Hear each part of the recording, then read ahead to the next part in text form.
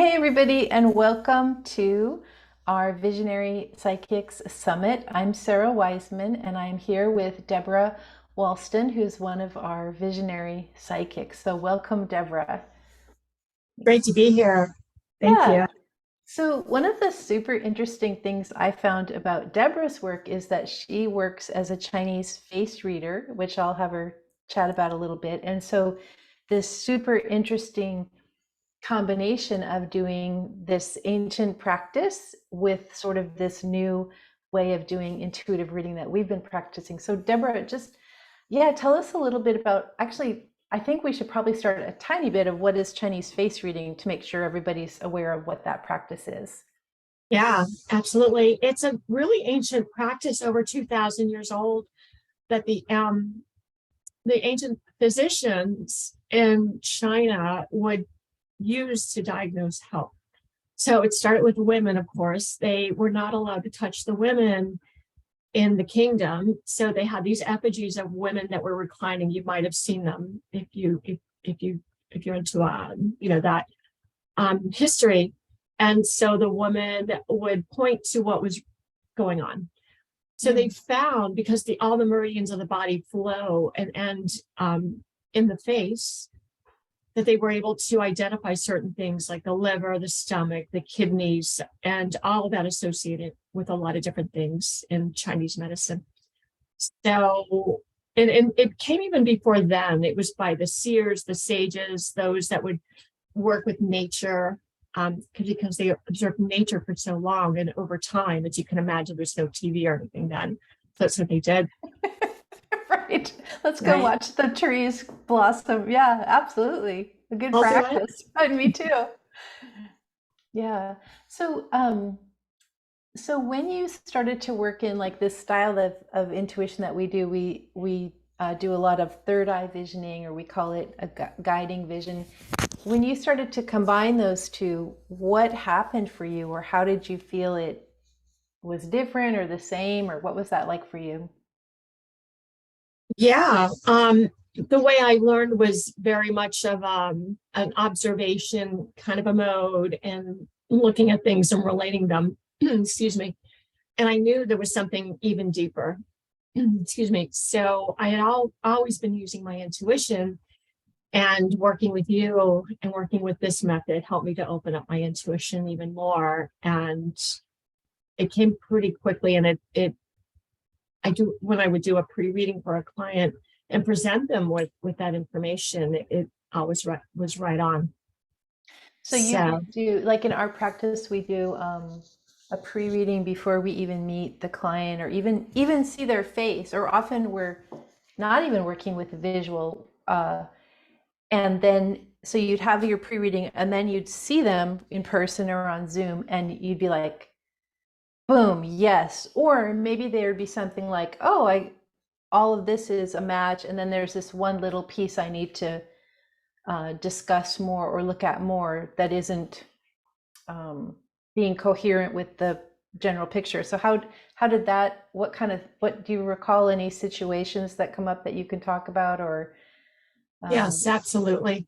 Yeah, I had a client in particular, and I don't, as a rule, look at their pictures. They'll send me pictures beforehand. Um, I didn't look at any of that information until I see them, because I wanted to see, have the first impression, have that intuition come in. But I did a pre-reading for her, and it was very right on. It was about so many voices, so many people talking to you and telling you things that, but you need to listen to you. mhm. So, and that was so right on for her. So I love that. I love it because it's so hit home. It hit her heart, and she was super pleased. It was super good guidance for her, Mhm. in addition to the other guidance. Yeah, it really went to the heart of it. So when you are walking around in your normal day, um, like I'm not a face reader, but like whenever I see a person, I just like it just all comes in. Yeah, And so you must have this extra part where it all comes in, and then you can check their face. Like, and I don't know, it's like a lot of information all at once. Has right. has has there been anything ever that surprised you, like you? read someone by their face and it turned out to be like really different than you expected? Or is it always pretty straightforward? It's pretty straightforward, but I'll tell you why. Because not only do I look at their face, I also look at their birth date. So I use a method called 9-star key. And it's an ancient method, and it's very simple, but it's based on the patterns of nature and how that moves through time when somebody's born. And that can give me a really good blueprint of somebody and their destiny, who they are, what they need to be happy, in addition to the face. So I look at that plus their face, and I include the intuition as well. So I'm not really, honestly, I don't mean to sound I whatever, get but it. I'm usually not surprised, Yeah, because yeah. they'll start talking to me about what's going on in their life. I'm like, oh yeah, I kind of knew that. And Mhm. Yeah, I get that too. And it's not that we, as readers, are special or better. It's not at all that. It's just that you just see it like for me, I see it like a movie in my head of how things are, almost like I just drop into a film of them. Um, or you just have these other methods. And so we just get this very complete picture really quickly. yeah, And yeah. And I think for most people getting a reading, it's such a relief to be, the world tells us all this information that's often not true at all. It's just gibberish. And then to cut through that and you can provide, here's who you are, here's what you came for, here's your destiny. I'm sure it's such a relief to people to it have. really is. When I first Yeah. learned this method, it was a true relief to me, especially about working with intuition. That was major for me and part of my life path, my life journey. And I finally got a validation. Yes, this is what you really have been searching for, but you didn't know. It Yeah. kind of put words in where somebody could see, feel, and know, kind of those senses, and really get that where I could, and my clients have as well. Do you find, like I find in doing this work, myself, when I was first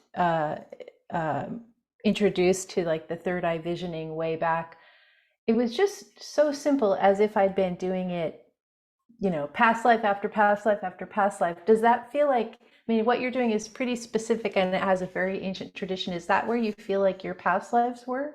Or do you have a sense of that? I definitely have a past life as maybe a monk or a healer, working and helping people in many modalities, possibly tarot reader, Mm-hmm. somebody like that. Mm-hmm. I think, So again, that same like, yeah, here's who you are, here's your situation, and here are your choices of how you're going to go forward or not go forward. It's like, because that is always right. up to the person. Yeah. Yeah, free will, absolutely. Does anyone strike you like as a celebrity that you feel you could explain any characteristics of their face that strikes you as interesting, or anybody come to mind for that? Yeah. Well, there's something called the three zones of the face, how people make decisions. You have the upper, middle, and lower, and it corresponds with heaven, human and earth, or woman and earth, whatever.